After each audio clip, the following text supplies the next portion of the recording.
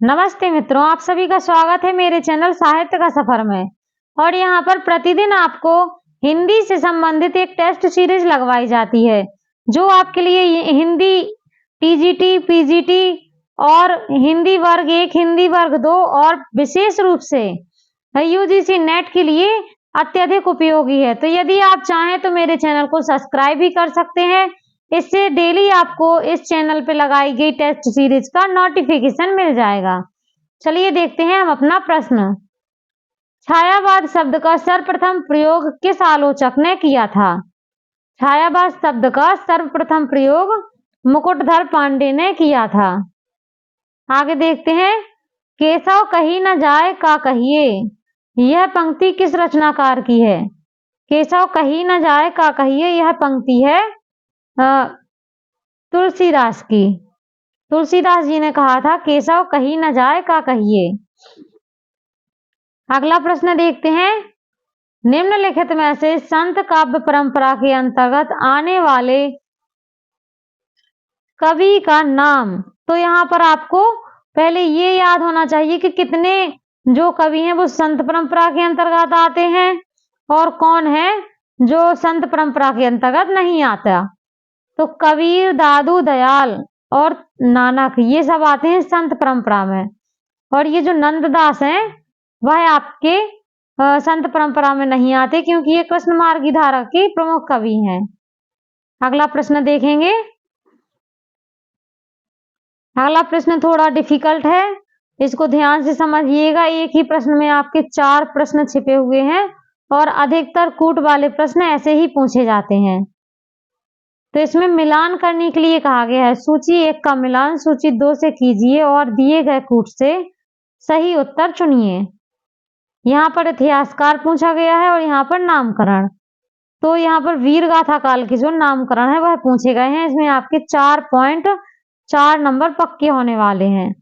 आचार्य रामचंद्र शुक्ल ने क्या कहा है? वीर गाथा काल। तो पहले का दूसरा। हजारी प्रसाद द्विवेदी ने आदिकाल, दूसरे का चौथा। राहुल सांकृत्यायन ने सिद्ध सामंत काल। इस प्रकार से आपको देखना है कि जहां पहले पर दूसरा मिल जाए और दूसरे का चौथा, तो यहाँ पर आपका हो जाएगा कूट पहले का दूसरा, दूसरे का चौथा, तीसरे का तीसरा, दा नंबर सही।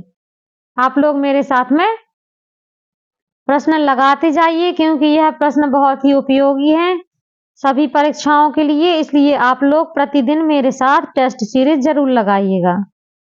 अगला हम देखते हैं। इत्यादि शब्द का सही संधि विच्छेद होगा। तो इत्यादि शब्द का सही संधि विच्छेद होता है इति धन आदि, अर्थात इति धन आदि, इत्यादि। मति शब्द के षष्ठी एक वचन का रूप है। मति शब्द के षष्ठी में एक वचन रूप होगा मत्या। यहां पर आ जाएगा आपका मत्या। अगला प्रश्न देखते हैं। अवधि किस उपभाषा वर्ग की बोली है? अवधि आती है आपकी पूर्वी हिंदी में। कौन सी में आती है? पूर्वी हिंदी के अंतर्गत अवधि आती है। और पश्चिमी हिंदी के अंतर्गत आ जाती हैं आपकी राजस्थानी, बुंदेली और ये कौरवी वगैरह, ये आ जाती हैं आपकी पश्चिमी हिंदी में। बिहारी में भोजपुरी, मगही, मैथिली आदि आ जाती हैं। और इस प्रकार से आगे देखेंगे। निम्नलिखित में से कौन वीर गाथा काल की रचना नहीं है? तो हमें सभी रचनाएं इतने अच्छे से याद करना है, क्योंकि यहाँ पर प्रश्न इन्होंने पूछ लिया है कि काल विभाजन के अनुसार दे दिया गया है। तो इसमें देखना है कि कौन सी रचना वीर गाथा युग की नहीं है। संदेश राशक वीर गाथा काल की है। आलाखंड वहीं की है। जय मयंक जस चंद्रिका अर्थात भक्तमाल जो है वह वीर गाथा काल की रचना नहीं है। अगला प्रश्न हम देखेंगे। कृष्ण काव्य धारा के प्रवर्तक कवि हैं। तो कृष्ण काव्य धारा के प्रवर्तक कौन है? स्वामी वल्लभाचार्य। स्वामी वल्लभाचार्य जो थे वो सूरदास के गुरु थे। इन्हीं को कहा गया है कृष्ण काव्य धारा का प्रवर्तक कवि। अगला प्रश्न देखते हैं। अज्ञेय की रचना है। अज्ञेय की रचना हरी घास पर क्षण भर।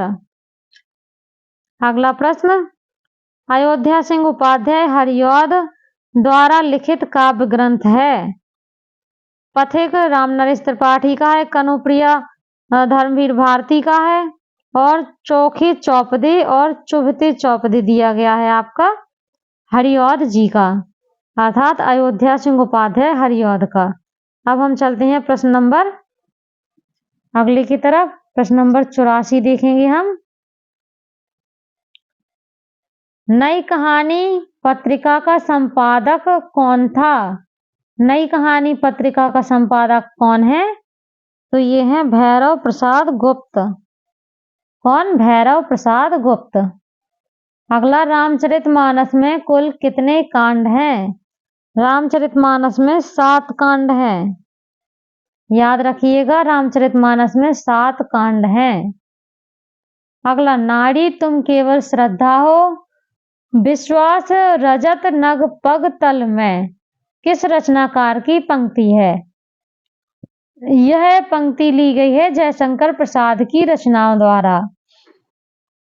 तो इसमें आ जाएगा जयशंकर प्रसाद। अगला प्रश्न है, नई रोशनी का विष किस विधा की रचना है? नई रोशनी का विष नाटक विधा की रचना है। कौन सी? नाटक विधा की रचना है। हम देखेंगे अगला प्रश्न, कुवलयानंद के रचयिता। तो कुवलयानंद जो रचना है वह है अप्पय दीक्षित की। किसके द्वारा लिखी गई है कुवलयानंद? अप्पय दीक्षित के द्वारा।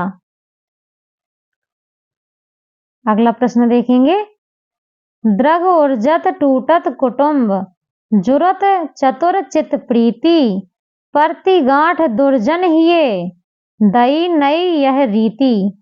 इसमें कौन सा अलंकार है? तो इसमें आपका आता है असंगति अलंकार। ये रचना, ये जो पंक्तियां हैं वह बिहारी जी के द्वारा लिखित हैं और यहाँ पर असंगति अलंकार आएगा। अगला प्रश्न देखते हैं, आचार्य मम्मट ने काव्य गुण कितने माने हैं? तो मम्मट ने काव्य गुण 3 ही माने थे। आचार्य मम्मट ने काव्य गुण 3 ही माने हैं।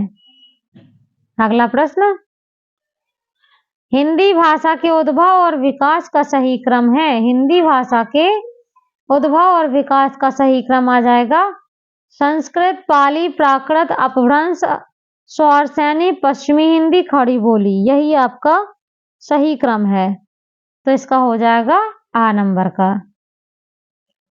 यह टेस्ट सीरीज प्रतिदिन लगाई जाती है। जिन मित्रों को इसमें भाग लेना है तो वह प्रतिदिन मेरी टेस्ट सीरीज को ज्वाइन कर सकते हैं, अर्थात मेरे चैनल को सब्सक्राइब कर लें, लाइक कर लें और शेयर भी करके रखें।